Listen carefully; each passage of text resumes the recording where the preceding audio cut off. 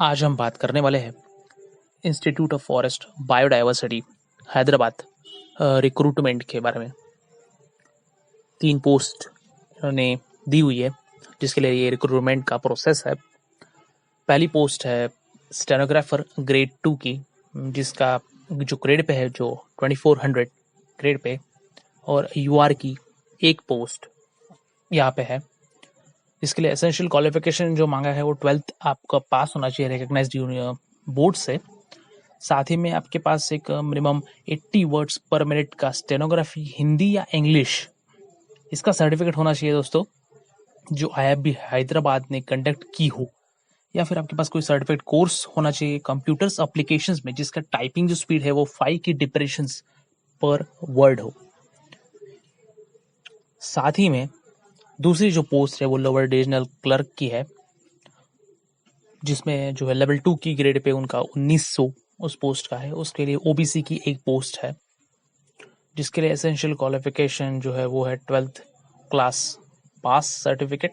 Typing speed आपकी 30 words पर minute English में और 25 वर्ड्स पर मिनट हिंदी में मैनुअल टाइपराइटर पे होनी चाहिए दोस्तों, या फिर आपकी टाइपिंग स्पीड 35 वर्ड्स पर मिनट इंग्लिश में और 30 वर्ड्स पर मिनट हिंदी में कंप्यूटर पे होनी चाहिए। और जो तीसरी पोस्ट है मल्टीटास्किंग स्टाफ की, उसका ग्रेड पे है 1800, और उसके लिए यूआर की 3 post, UR EWS economically weaker section की एक पोस्ट और ओबीसी की एक पोस्ट यहाँ पे है दोस्तों।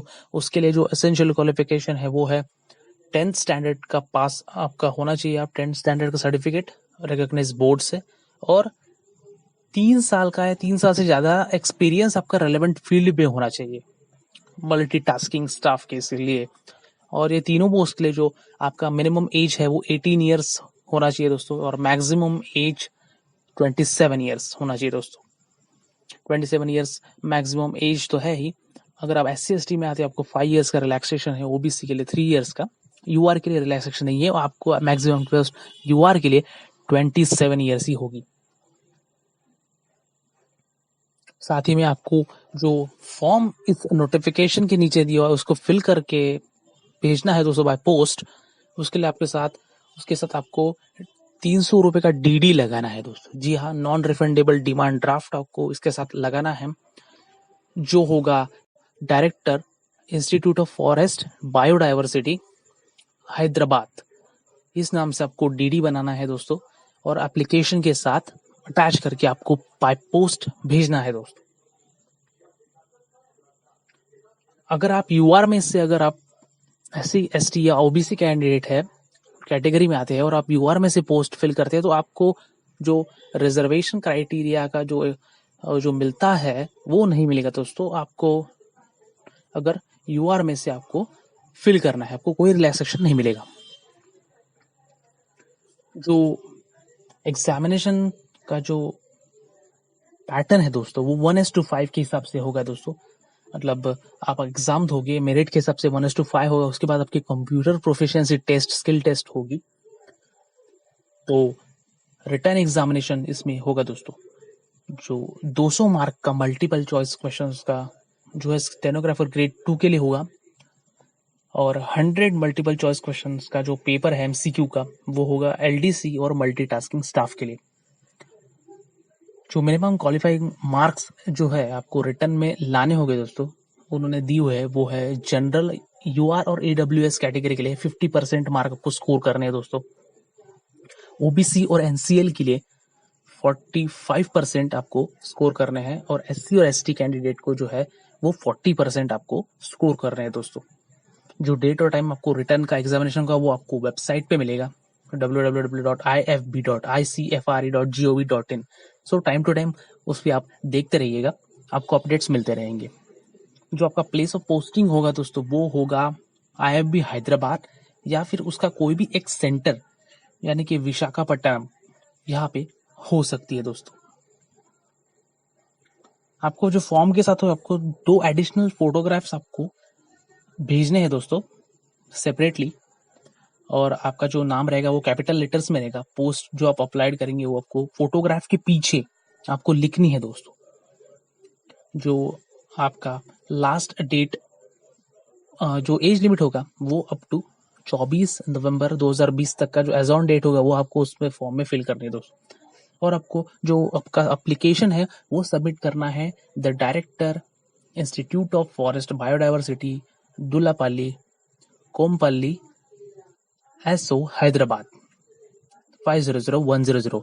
पोस्ट से ही आपको इस एड्रेस पे उसे भेजना है 24 नवंबर 2020 के पहले या उस दिन तक। अगर आपका कोई भी कारणवश पोस्ट डिले हो जाता है दोस्तों, तो उसके लिए इंस्टीट्यूट बिल्कुल जवाबदार नहीं रहेगा दोस्तों। तो इसलिए आप बिल्कुल ध्यान में रखकर जल्द से जल्द फॉर्म भर के पोस्ट कर दीजिए दोस्तों।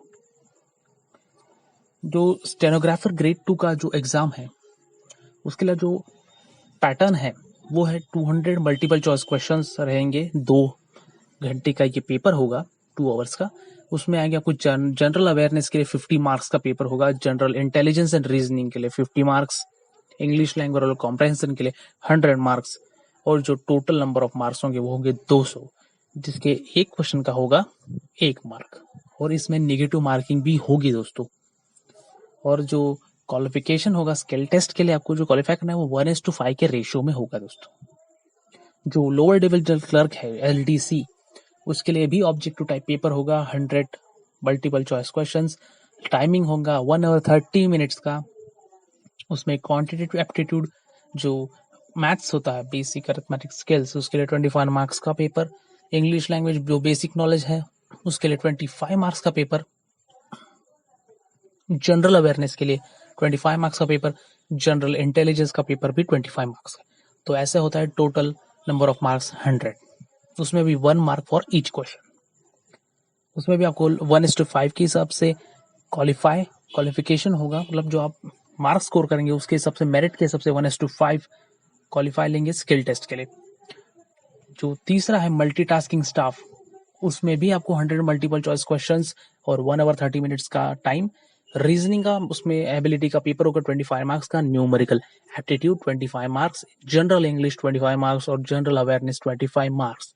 ऐसे 100 क्वेश्चंस, और आपका हर एक करेक्ट आंसर के लिए 1 मार्क होगा दोस्तों। और 1:4 मार्क जो है वो नेगेटिव मार्किंग रहेगा दोस्तों, यानी कि 0.25 का जो है वहां पे नेगेटिव मार्किंग है।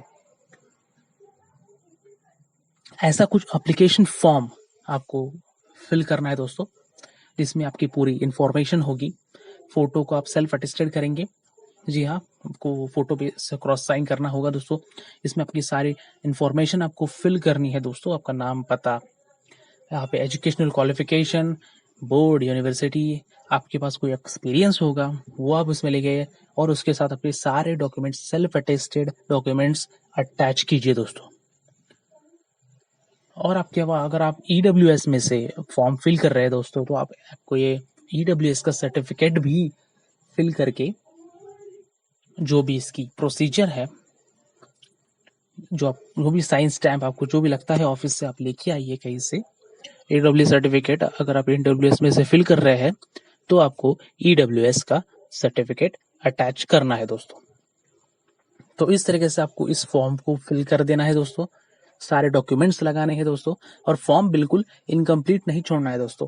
फॉर्म जिस तरीके से प्रोसीजर बताया हुआ है आप नोटिफिकेशन अच्छे से पढ़िए और उसके बाद फॉर्म फिल कीजिए, और जल्द से जल्द 24 नवंबर 2020 के पहले फॉर्म को post by post with DD, आपको जो DD बताया हुआ है मैंने वो DD और इस नोटिफिकेशन में दिया हुआ है, नोटिफिकेशन अच्छे से पढ़िए, उसके साथ अटैच करके पोस्ट कर दीजिए दोस्तों। जल्द से जल्द पोस्ट कर दीजिए दोस्तों, क्योंकि आखिरी में आपका पोस्टल डिले या कोई भी कारणवश होता है तो इंस्टीट्यूट आपका जो पोस्ट है वो रिजेक्ट कर देगा, एक्सेप्ट नहीं करेगा। तो बिल्कुल अच्छे से नोटिफिकेशन पढ़ के आप फॉर्म को फिल कीजिए और बाय पोस्ट भेज दीजिए दोस्तों। वीडियो अच्छी लगे तो हमारे चैनल को लाइक कीजिए, शेयर कीजिए और सब्सक्राइब कीजिए दोस्तों।